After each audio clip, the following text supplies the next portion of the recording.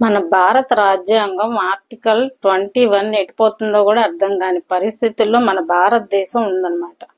రీసెంట్గా జరిగిన ఒక కేసు, అజిత్ కుమార్ అతను వచ్చేసరికి భద్రకాళి అమ్మన్ టెంపుల్ అంటే మదురై పక్కనే ఉంటుంది, శివగంగ డిస్ట్రిక్ట్, తమిళనాడు రాష్ట్రం. అందులో భద్రకాళి అమ్మన్ టెంపుల్ లో ఒక సెక్యూరిటీ గార్డ్. అతను చేసిన నేరం ఏంటి? Custodial death.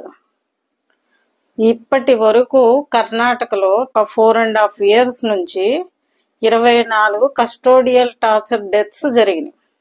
అంటే స్టేషన్లో హింసించి చనిపోయేటట్టు చేయటం అమానుషం. ఇది ఒక మనిషి చావు ఎలా ఉంది అంటే బాగా టార్చర్ చేసి చెప్పుకోలేని విధంగా రకరకాల ప్లేసుల్లో ఆ మనిషిని హింసించి చంపటం. ఇది కస్టోడియల్ డెత్ అన్నమాట. కస్టోడియల్ టార్చర్ డెత్ అంటారు.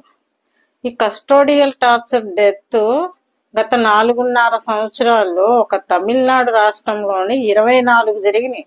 మరి తమిళనాడు సీఎం పరిపాలన ఎలా ఉందో ఆలోచించాలి. అదేమంటే కేసు సిబిఐకి అప్పచెప్తామంటారు. అసలు ఏం జరిగింది అంటే, అతను ఒక security guard, private security guard, దేవస్థానానికి సంబంధించి. తను అక్కడ వర్క్ చేస్తున్నాడు. 10th class చదువుకున్నాడు.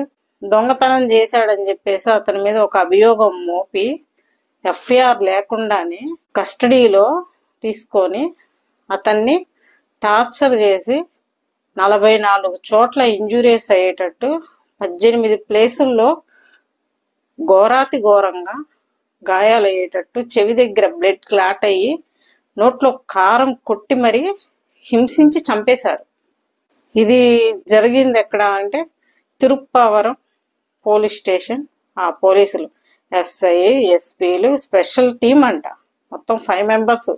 వీళ్ళందరికి కూడా 192 సెక్షన్ బిఎన్ఎస్ యాక్ట్ ప్రకారం పోలీసుల మీద కూడా చర్యలు తీసుకొని ఆ స్పెషల్ వాళ్ళు ఎవరైతే ఉన్నారో ఎస్ఐ కానీ, ఎస్పీ కానీ, ఎస్ఐలు, ఎస్పీని వీళ్ళందరినీ కూడా సస్పెండ్లోకి తీసుకోవడం జరిగింది.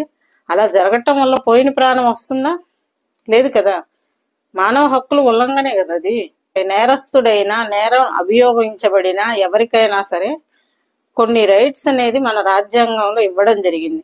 ఆర్టికల్ 21 ప్రకారం మానవ హక్కులు, రైట్స్ కూడా వీళ్ళకి అక్యూజ్డ్ అయినా సరే, వీళ్ళు నిజంగా నేరస్తులైనా సరే వీళ్ళకి కొన్ని హక్కులని ఇవ్వటం జరిగింది. ప్రాణాలు తీసే హక్కు ఎవరికి లేదు కదా. అట్లాంటప్పుడు పోలీసులు ఆ రకంగా బిహేవ్ చేయటం ఏంటి? 4.5 years లో 24 డెత్తులేంటి తమిళనాడు రాష్ట్రంలో? మన భారతదేశం ఎటుపోతుంది?